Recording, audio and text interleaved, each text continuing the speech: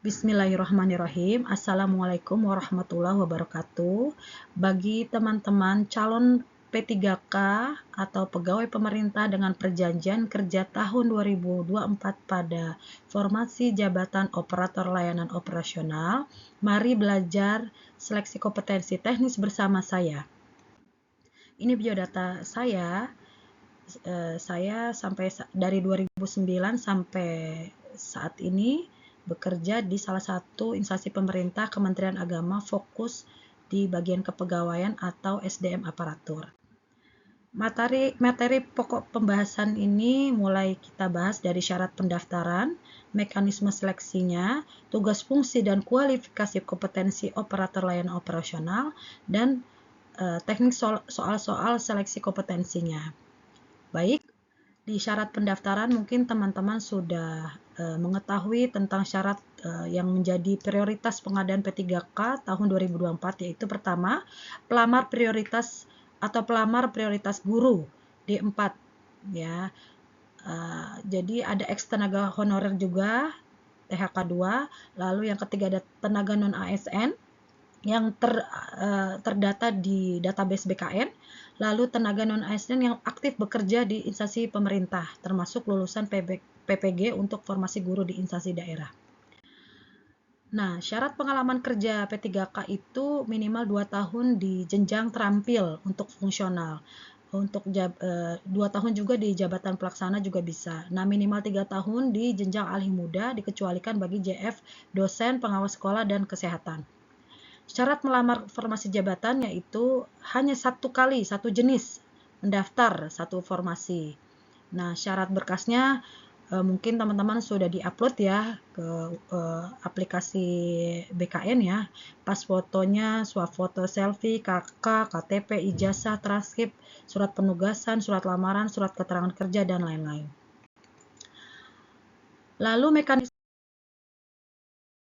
apa aja sesuai Putusan Menpan nomor 347 tahun 2024, mekanisme seleksi P3K tahun 2004 dimulai dari pengumuman pendaftaran sampai usul penetapan nomor induk P3K ya. Jadi nomor induk P3K itu sudah paling urutan terakhir nomor 8 ini. Ya. Jadi dari semua itu kita punya seleksi. Di dalamnya itu ada seleksi kompetensi. Nah, di sini ada seleksi kompetensi, ada teknis, ada sosial kultural, lalu ada apa lagi wawancara dan lain-lain. Ini semua di angka 45. Jadi kita nanti akan ke sana juga. Oke. Jenisnya yaitu soal teknis itu ada 90 soal. Nah, manajerial 25 soal, sosial kultural 20 soal, dan wawancara 10 soal. Jadi semua itu dikerjakan 120 menit plus 10 menit. Nah, paling banyak jenis soalnya adalah soal teknis. Maka kita bahas di pembelajaran kali ini tuh soal teknis. Nah, apa sih tugas fungsi kualifikasi kompetensi operator layanan operasional? Nah, menurut Keputusan Menpar nomor 11 tahun 2024 tentang jabatan operator layanan operasional itu melakukan kegiatan pengoperasional layanan teknis. Minimal tuh kualifikasinya SLTA sederajat. Jenisnya bisa diduduki oleh PNS atau P3K. Nah, penguasaan ilmu yang dikuasai adalah pengetahuan komputer, pelayanan prima, tata kelola komunikasi, dan interpretasi data pelaporan. Nah, kita lanjut di nomor 1 aja ya, dimulai ya. Baik, nomor 1, di bawah ini manakah yang termasuk dalam tugas operator layanan operasional, yaitu A. Menyusun kebijakan, B. Melaksanakan pengawasan, C. Mengolah data dan informasi, D. Menyusun laporan tahunan, E. Mengembangkan sistem aplikasi layanan. Kira-kira jawabannya apa? Mari kita lihat. Ya, jawabannya adalah mengolah data dan informasi, yaitu C. Jadi tugas operator layanan operasional adalah salah satunya mengolah data dan informasi yang hasil pengolahan data tersebut menjadi dokumentasi atau arsip layanan. Soal selanjutnya. Dalam sebuah di kantor pelayanan publik, seorang pelanggan datang dengan marah dan langsung mengutarakan keluhannya dengan nada tinggi. Sebagai petugas layanan, tindakan paling tepat untuk menenangkan situasi adalah A. Meminta pelanggan untuk tetap tenang dan berbicara dengan sopan. B. Mendengarkan dengan sesama tanpa menyela. C. Memanggil atasan untuk menangani keluhan. D. Menjelaskan prosedur pengaduan standar kepada pelanggan. E. Meminta maaf atas ketidaknyamanan yang dialami pelanggan. Mari kita lihat jawabannya apa. Nomor 2 adalah mendengarkan dengan sesama tanpa menyela. Dalam situasi pelanggan marah, tindakan paling efektif yaitu mendengarkan dengan sesama tanpa menyela. Ini menunjukkan empati dan memberikan kesempatan pelanggan untuk mengekspresikan keluhannya yang dapat meredakan emosi dan membuka jalan menyelesaikan masalah. Soal berikutnya nomor 3. Seorang petugas layanan menghadapi dilema etis ketika seorang pelanggan meminta informasi pribadi pelanggan lain. Pendekatan terbaik dalam situasi ini adalah A. Memberikan informasi dengan syarat pelanggan menjaga kerahasiaannya. B. Menolak permintaan dengan tegas tanpa penjelasan. C. Mengalihkan perhatian pelanggan ke topik lain. D. Menjelaskan kebijakan privasi dan alasan penolakan dengan sopan. E. Menyarankan pelanggan untuk menghubungi pihak yang bersangkutan langsung. Jawabannya yaitu D. Menjelaskan kebijakan privasi dan alasan penolakan dengan sopan. Pendekatan ini yang paling profesional dan etis. Ya, ini menunjukkan komitmen terhadap pelindungan data pelanggan sambil tetap memberikan pelayanan transparan dan informatif. Nomor selanjutnya. Dalam konteks layanan operasional, pentingnya standar operasional prosedur atau SOP. A. Meningkatkan kreativitas pegawai. B. Memberikan standar proses kerja agar efisien dan efektif. C. Mempercepat proses pengambilan keputusan. D. Mengurangi pengeluaran anggaran. E. Mempercepat proses pelayanan. Jawaban yang paling tepat adalah B. Memberikan standar proses kerja agar efisien dan efektif.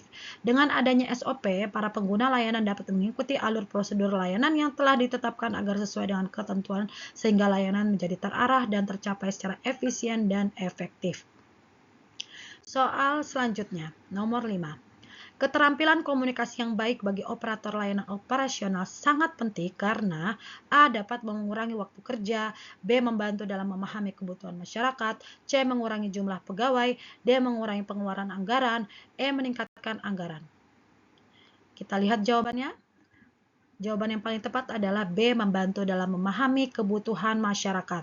Pentingnya komunikasi yang baik memberikan informasi bagaimana melayani masyarakat sesuai dengan kebutuhan yang akan dilayani. Soal selanjutnya nomor 6. Salah satu indikator keberhasilan layanan operasional adalah A. Jumlah pegawai yang bekerja, B. Tingkat kepuasan masyarakat, C. Besar anggaran yang digunakan, D. Jumlah kebijakan yang diterbitkan, E. Meningkatkan pengembangan aplikasi yang digunakan. Jawaban yang paling tepat adalah B, yaitu tingkat kepuasan masyarakat. Kepuasan masyarakat adalah salah satu indikator keberhasilan layanan karena sesuai dengan output atau capaian kinerja layanan. Dengan adanya kepuasan masyarakat sehingga tercapai tujuan organisasi meningkatkan layanan untuk publik. Soal berikutnya, nomor 7. Salah satu pengunjung komplain terhadap pelayanan yang diberikan oleh instansi tempat saya bekerja, saya akan A. Membantu menyelesaikan masalah pengunjung tersebut, B. Mengabaikan karena saya sedang banyak kerjaan, C. Menginformasikan akun pelayanan pengaduan pelayanan, D. Menjelaskan aturan dan prosedur yang berlaku, E. Memberikan informasi pelayanan.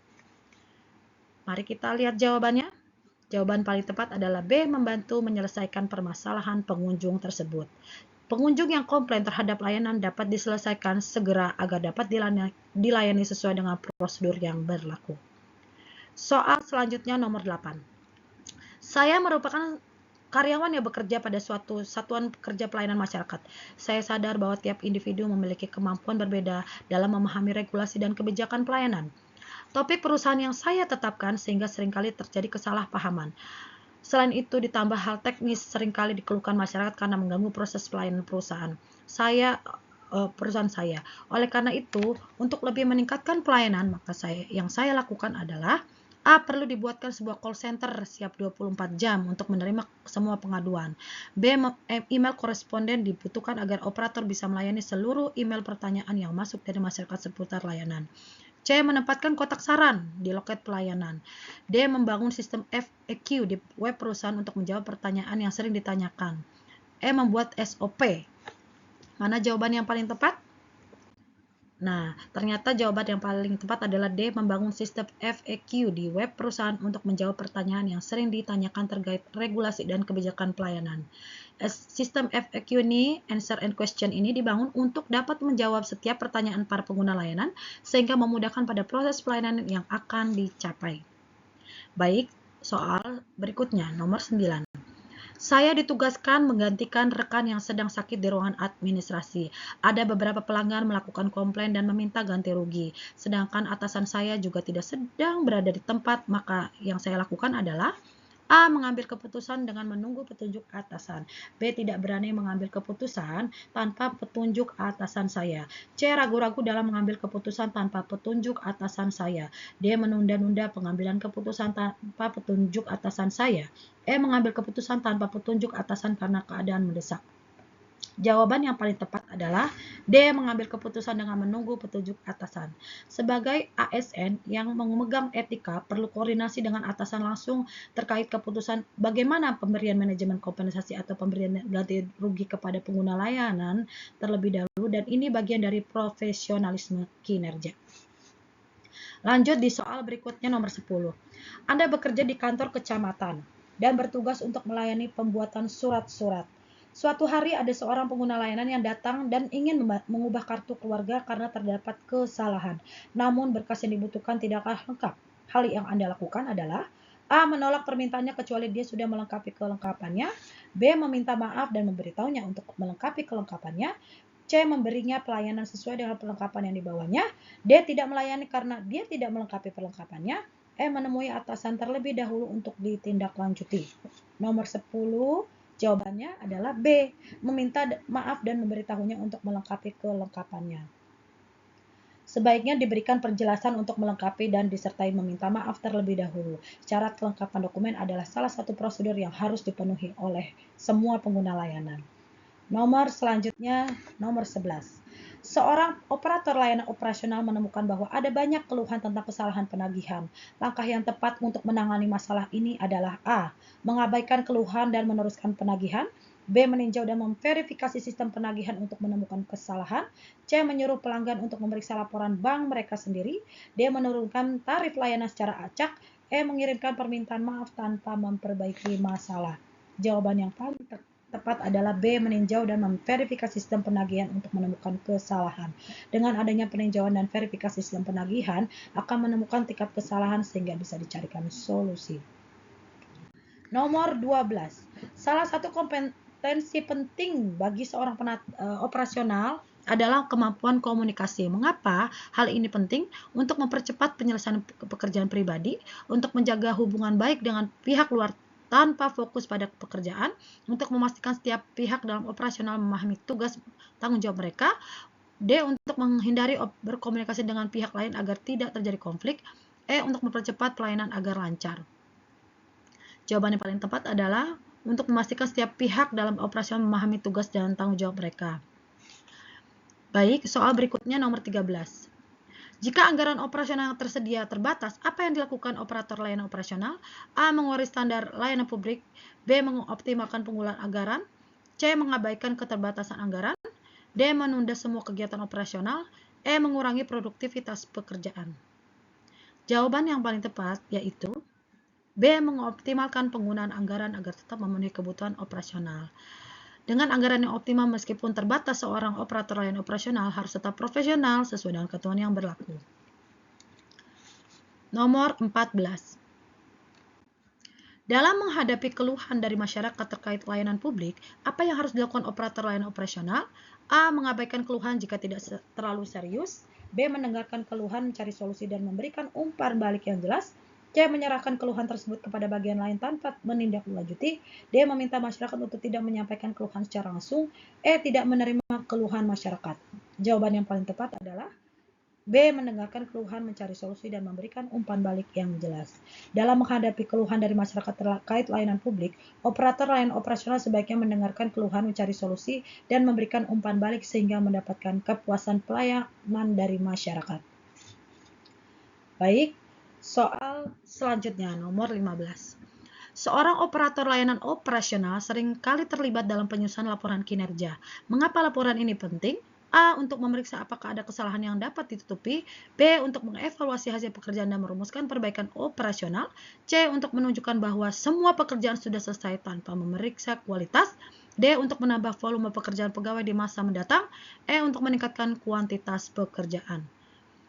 Soal ini jawabannya yaitu B. Mengevaluasi hasil pekerjaan dan merumuskan perbaikan operasional. Jadi setiap pekerjaan disusun laporan untuk dapat dievaluasi hasil pekerjaannya dan merumuskannya perbaikan operasional. Lanjut soal berikutnya nomor 16. Jika ada perbedaan pendapat antara dua tim kerja terkait prosedur operasional, apa langkah terbaik yang diambil operator layanan operasional? A. Membiarkan kedua tim kerja menyelesaikan masalah sendiri.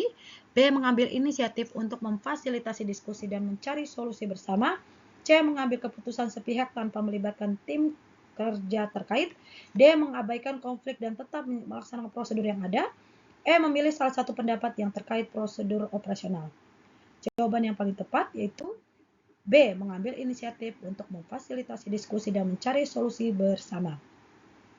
Jadi ada solusi pemecahan masalah dan menyepakati kedua pendapat yang akan memberikan solusi prosedur operasional. Soal berikutnya, nomor 17. Operator layanan operasional harus memiliki pemahaman mendalam tentang regulasi pemerintah. Mengapa hal ini penting? A. Agar bisa melanggar regulasi jika diperlukan. B. Agar dapat menjalankan operasional sesuai dengan kebijakan dan peraturan berlaku. C. Untuk mempersulit proses kerja pegawai lain. D. Untuk menetapkan regulasi baru tanpa melibatkan atasan. E. Untuk memahami tentang regulasi layanan. Jawaban yang paling tepat adalah B. Agar dapat menjalankan operasional sesuai dengan kebijakan dan peraturan yang berlaku. Regulasi pemerintah yang berlaku harus dilakukan agar setiap prosedur dapat dijalani sesuai dengan ketentuan berlaku. Baik, soal berikutnya nomor 18. Hampir setiap minggu Anda selalu menjalankan dinas keluar kota. Pekerjaan Anda menuntut Anda untuk selalu mempersiapkan segala kebutuhan yang diperlukan ketika bertugas, mulai dari barang-barang pribadi sampai dokumen penting yang harus dibawa. Kendala yang sering terjadi adalah Anda agak sedikit lupa. Terkadang barang bawaan Anda bisa tinggal, belum lagi risiko kerusakan selama perjalanan atau hilang. Untuk mengantisipasi hal tersebut, apa yang Anda lakukan? A. Menyiapkan jauh-jauh hari agar tidak lupa. B. Selalu membawa dokumen cadangan di tempat berbeda. C. Menyimpan dengan sistem online agar bisa diakses di mana saja. D. Menyimpan dokumen di dalam hard disk. E. Tetap mempersiapkan seperti biasa yang Anda lakukan. Jawaban yang paling tepat yaitu menyimpan dengan sistem online agar bisa diakses di mana saja. Oke, lanjut di nomor 19. Saat mengantri di sebuah restoran cepat saji, Rita memperhatikan bagaimana proses pengambilan pesanan dan penyajian makanan dilakukan dengan cepat dan efisien. Hal ini merupakan contoh dari penerapan teori operator layanan operasional dalam kehidupan sehari-hari. Di antara beberapa langkah yang dilakukan dalam proses ini, langkah yang paling relevan dan dengan teori operator apa? A. Menyambut pelanggan dengan ramah. B. Menggunakan sistem komputerisasi. B. Membagi tugas di antara staf untuk mempercepat proses layanan. D. Tidak memberikan pelatihan kepada staf. E. Tidak melakukan evaluasi terhadap waktu yang dibutuhkan. Jawaban yang paling tepat adalah C. Membagi tugas di antara staf untuk mempercepat proses pelayanan. Pada restoran cepat saji, membagi tugas di antara staf merupakan strategi yang sesuai dengan teori operator layanan operasional. Dengan membagi tugas secara efisien, restoran dapat meningkatkan produktivitas dan mengurangi waktu tunggu pelanggan. Ini mencerminkan upaya untuk mengoptimalkan pelayanan dengan memanfaatkan keahlian dan keterampilan masing-masing staf. Baik, soal berikutnya nomor 21.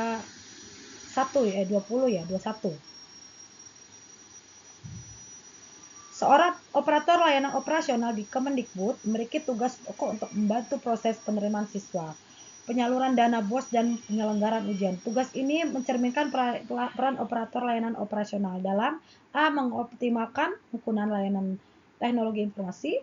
B. Meningkatkan kualitas layanan pendidikan. C. Memastikan kepatuhan terhadap regulasi pemerintah. D. Meningkatkan partisipasi siswa dalam kegiatan ekstrakurikuler. E. Meningkatkan efisiensi pengelolaan keuangan sekolah. Jawaban yang paling tepat adalah meningkatkan kualitas layanan pendidikan. Jadi tugas pokoknya yaitu membantu proses penerimaan siswa baru, penyaluran dana BOS, dan penyelenggaraan ujian. Dengan melakukan tugas yang baik, dapat membantu meningkatkan kualitas layanan pendidikan seperti memastikan proses penerimaan siswa berjalan lancar, dana BOS yang tersalurkan dengan tepat, dan penyelenggaraan ujian dilakukan secara teratur. Baik, soal berikutnya nomor 22. Saat seorang pelanggan menghadapi masalah dengan layanan internetnya yang tidak stabil, langkah pertama yang diambilnya adalah menghubungi layanan pelanggan operator untuk melaporkan masalah tersebut. Setelah itu, tim dukungan teknis mungkin akan melakukan diagnosa jaringan untuk menemukan penyebab masalah. Apa yang dia harus lakukan perusahaan sebagai langkah selanjutnya dalam memecahkan masalah ini? A. Mengabaikan keluhan pelanggan dan fokus pada pelanggan lain. B. Menciptakan layanan tambahan yang tidak berhubungan dengan masalah tersebut. C. Memberikan kompensasi kepada pelanggan atas ketidaknyamanan yang disebabkan oleh masalah tersebut. D. Mengalihkan panggilan pelanggan ke departemen penjualan untuk menawarkan produk baru. E. Menghentikan layanan tanpa memberikan pemberitahuan kepada pelanggan. Jawaban yang paling tepat adalah C. Memberikan kompensasi kepada pelanggan atas ketidaknyamanan yang disebabkan oleh masalah tersebut. Tindakan yang paling tepat bagi perusahaan dalam memecahkan masalah adalah memberikan kompensasi kepada pelanggan atas ketidaknyamanan yang mereka alami akibat gangguan layanan. Ini mencerminkan tanggung jawab perusahaan terhadap kepuasan pelanggan dan dapat membantu mempertahankan loyalitas pelanggan. 3 soal lagi ya. Nomor 23. Seorang operator layanan operasional bekerja di sebuah kantor pemerintah yang memiliki lingkungan kerja yang formal dan hierarkis. Setiap keputusan harus melalui serangkaian persetujuan dari atasan yang lebih tinggi. Kondisi lingkungan ini menciptakan batasan yang jelas antara tingkat manajemen dan karyawan operasional.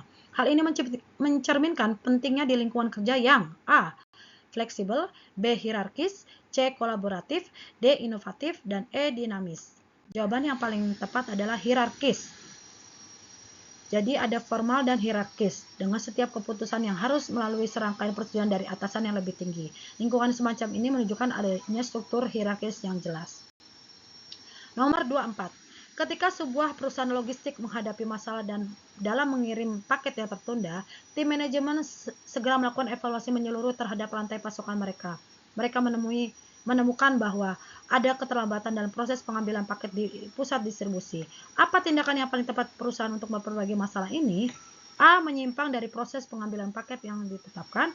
B. Membiarkan masalah tersebut mempengaruhi pengiriman paket ke pelanggan. C. Menyalahkan pihak ketiga atas keterlambatan yang terjadi. D. Mengoptimalkan progres pengambilan ke paket di pusat distribusi. E. Meningkatkan harga pengiriman untuk mengkompensasi. Soal 24 jawabannya adalah D. Mengoptimalkan proses pengambilan paket di pusat distribusi. Tindakan yang paling tepat bagi perusahaan adalah mengoptimalkan proses pengambilan paket di pusat distribusi.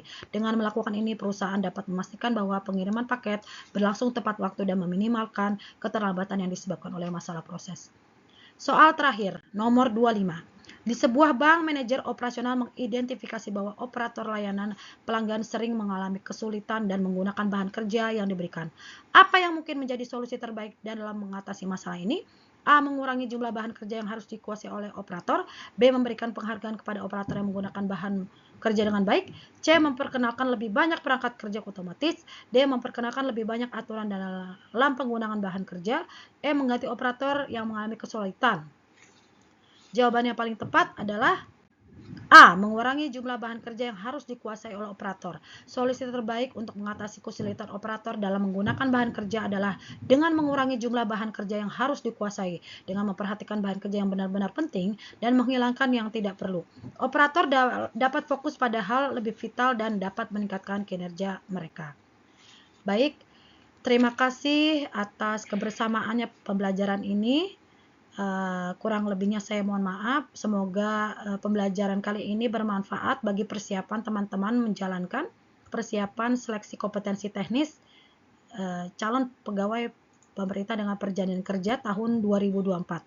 Selamat mengerjakan tugas dan diberikan dan kelancaran dan kemudahan dalam ujiannya nanti. Terima kasih. Assalamualaikum warahmatullahi wabarakatuh.